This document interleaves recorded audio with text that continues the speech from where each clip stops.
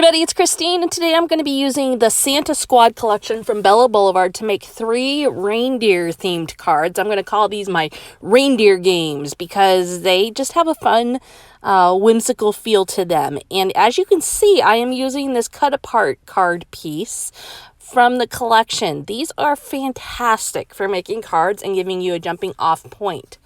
Now, you can see this one, I am using the one that has 98% nice, 2% naughty, and I'm going to cut out some pieces using my craft knife. And what I'm doing is I'm not cutting all the way. I'm just cutting some little slits along some spots that I can use to tuck my reindeer into the cut apart card. So these reindeer are ephemera from the collection, and I pulled 3 of them out, and they all have kind of a silly look to them. They've got kind of goofy faces, they've got Christmas lights on them, and you know, reindeer in most Christmas collections just kind of have a fun, lighthearted feel to them. So I wanted to just kind of tuck them in and have their heads be popping out. So you can see I'm doing that, and I'm using the curve of the 9 and the 8, as well as the E to give me places to tuck those out. And I am going to have to behead the reindeer to make them fit, because obviously I'm not going to be able to tuck their whole body into that little spot.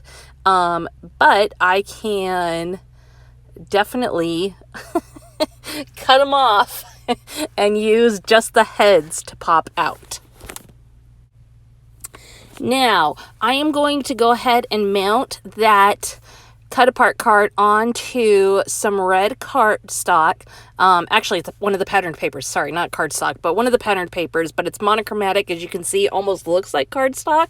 But I'm going to mount that on there, being careful to avoid my slits because I don't want to glue down all the work that I just did.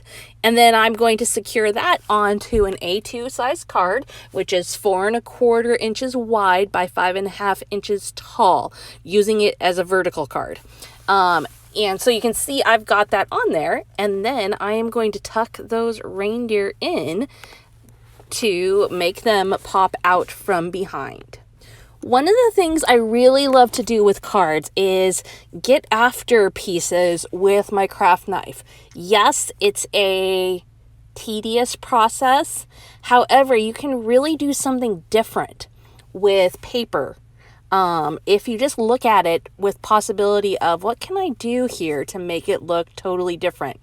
And that's exactly what I was able to do here. Just by cutting some slits into this cut apart card, I was able to give the whole thing a totally different and lighthearted feel. So you can see how that has come together. I did my 3rd slit there along the percentage, but I'm not loving it. So this one I'm actually going to just tuck in the side there, and that actually looks a lot better. It's more balanced because you don't want your card to be reindeer top heavy. I mean, that is just not going to work, right? So there you have it. This is the first one of my 3 reindeer games cards. And then we are going to go into another one. This is probably my most silly of the 3. But super fun, not terribly time consuming at all. A little bit of hard work because I did have to do the cutting, but not bad by any means.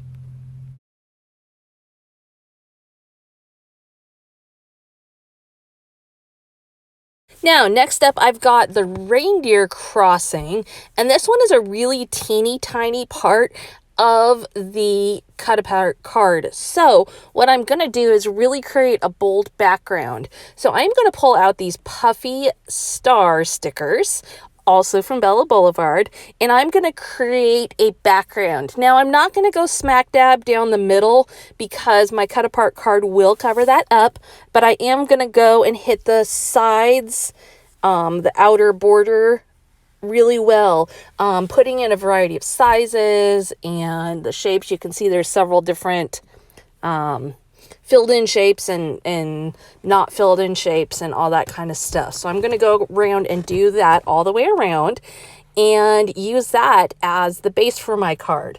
Now, you can recreate this by simply drawing stars. You can recreate it by punching stars and using flat ones. You can go ahead and just do it as I did. Lots of options there. Now, I did go ahead and mount my cut apart card onto some brown cardstock, and I'm going to take this washi tape and create a frame on the inside just to pull the eye in a little bit more to the reindeer and the sentiment. And here I am just mitering the edges of my washi tape. Again, a somewhat tedious process, but it looks really nice in the end when you do it. And even if you can't get your stripes lined up just perfectly, still a mitered edge looks really nice.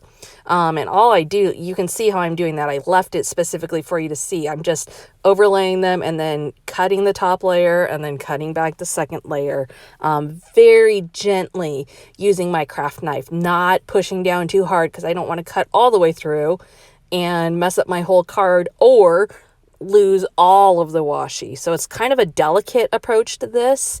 But again, just like before where I was cutting the slits, not hard at all. It's just taking your time, making it work. And I think that kind of goes for whenever you're using a craft knife. You have to take your time and do tedious. And also, can we just make a note real quick of how dirty my glass mat is? You can tell that glass mat has been loved. Yeah, I need to do something about that because that thing has definitely gotten a workout as of late. Now, I am curious to hear from you as I'm doing mitering, doing outlining. What are you doing with Christmas cards this year? Are you doing any fun, lighthearted ones? Are you making all the same one? Are you doing some serious ones? Are you doing a mix and match, religious ones? I'd love to hear what you're doing, as well as if you're over on Instagram, I'd love to come take a look at them. So leave me your Instagram handle down below and I can come find you and check out what you've been up to, because this is a busy time of year and it is fun to get some inspiration quick. And I know I've got some talented viewers out there, so I definitely want to be able to check you out if I'm not already following you. The last card I'm going to do today is going to make use of some of those extras that come in the ephemera packs that maybe you don't know how to use them, or they're just left over. And that is things like speech bubbles, tags. One of the things I like to do with them is take them and just create a colorful background. It includes lots of shapes and just gives a really unique look to your background. And so I am going to layer these 3 on there and then add this chipboard reindeer smack dab on there. Now look, you can see this thing is already coming together so quick, so easy, and with 0 patterned paper for that matter too. One of the embellishment packs in the Santa Squad collection is this epoxy set that has words and a few little other details.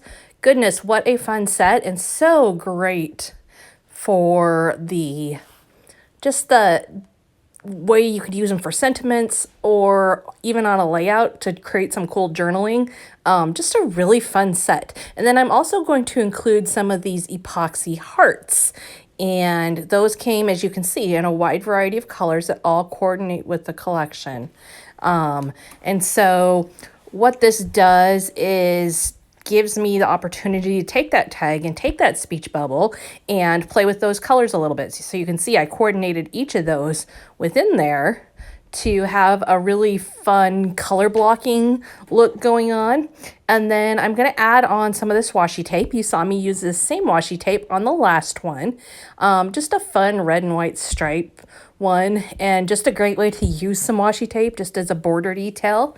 And there you have it. Pretty simple, pretty straightforward, but lots of fun and just very lighthearted.